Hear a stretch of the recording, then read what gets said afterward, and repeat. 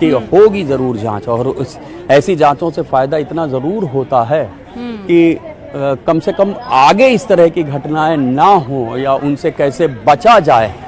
ये ऐसी जांच रिपोर्ट से ये बातें जरूर साफ हो जाती हैं। आप देख सकते हैं ये डिप्टी सीएम साहब भी साथ में आ गए। सर आ गए, ऑन है सर, ऑन है। हम लाइव चेक करें। तो डिप्टी सीएम केशव प्रसाद आप देख रहे हैं कि अभी मीडिया से बातचीत में हो सकता है कि वो जानकारी और भी देंगे। इससे पहले उन्होंने अपडेट दी थी। जी बिल्कुल, देखिए जैसा हमने भी बताया था, सीएम योगी ने तुरंत संज्ञान लिया है। जितने तमाम सीनियर अफसर हैं उनको यहाँ मौके पर भेजा गया। यहाँ पर जो पुलिस कमिश्नर थे, यहाँ सीएफओ थे और जितने डीसीपीज थे वो पहुँचे हैं।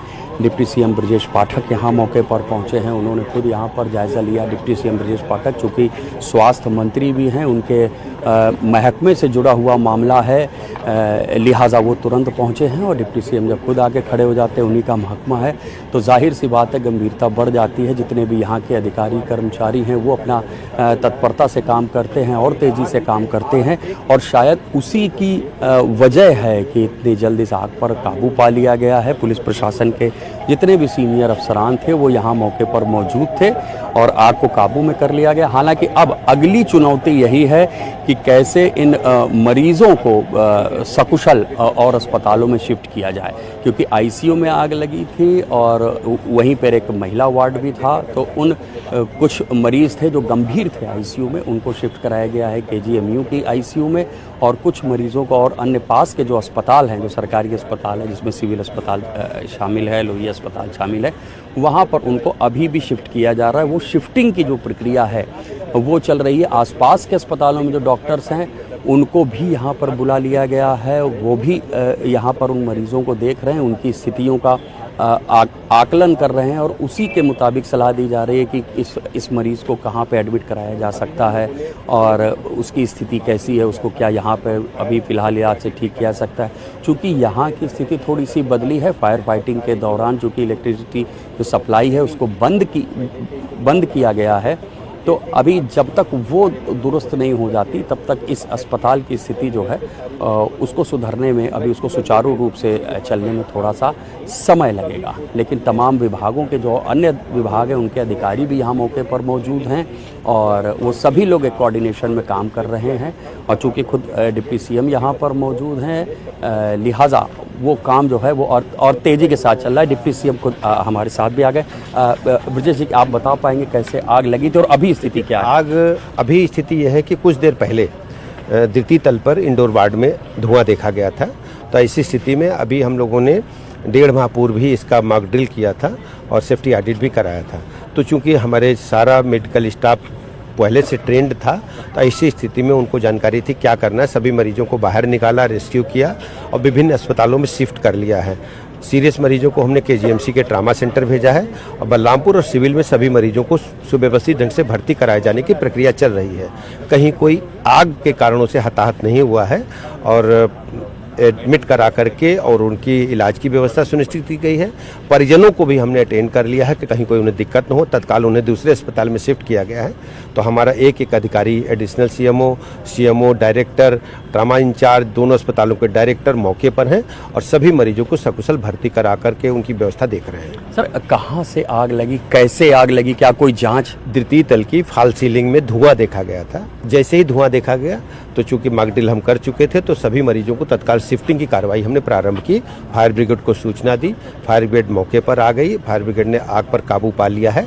धुआं रह गया, उसको निकाले जाने का काम चल रहा है। क्या किसी जांच के आदेश को? हाँ, मंडल आयुक्त लखनऊ मंडल की अध्यक्षता में कमेटी का गठन हम कर रहे हैं, जिसमें टेक्निकल लोग भी रहेंगे जो निष्पक्ष जांच करके रिपोर्ट शासन को सौंपेगी। क्या आग से कोई हताहत हुआ है? कोई भी हताहत नहीं है। अभी कुछ दिन पूर्व, लगभग 1.5 महीने पहले हमने मॉक ड्रिल किया था, जिसकी वजह से हमारे अधिकारी कर्मचारियों को, चिकित्सकों को इस बात का आइडिया था कि ऐसी स्थिति में क्या करना है। तो तत्काल सभी मरीजों को रेस्क्यू कर लिया है। किसी की मेडिकल कंडीशन इतनी खराब हुई शिफ्टिंग के दौरान? 3 मरीजों की हमारे आईसीयू में थे, उनको हमने मेडिकल के जीएमसी के ट्रामा सेंटर में शिफ्ट कर लिया है। कोई दिक्कत नहीं है। तो डिप्टी सीएम जो स्वास्थ्य विभाग के मंत्री भी हैं, उनका ये कहना है कि वो खुद यहाँ मौके पर चूंकि मौजूद हैं, जाहिर सी बात है कि जब महकमे के मंत्री यहाँ मौजूद होंगे, डिप्टी सीएम यहाँ मौजूद होंगे, तो तेज़ी से रेस्क्यू ऑपरेशन चला है। और जैसा उनका भी कहना है कि 1.5 महीने पहले ही उन्होंने मॉक ड्रिल की थी इस अस्पताल में, तो उसका भी फ़ायदा मिला है। और उन्होंने स्पष्ट कर दिया है कि फॉल्स सीलिंग से ये आग भड़की थी, वहाँ से शुरू हुई है।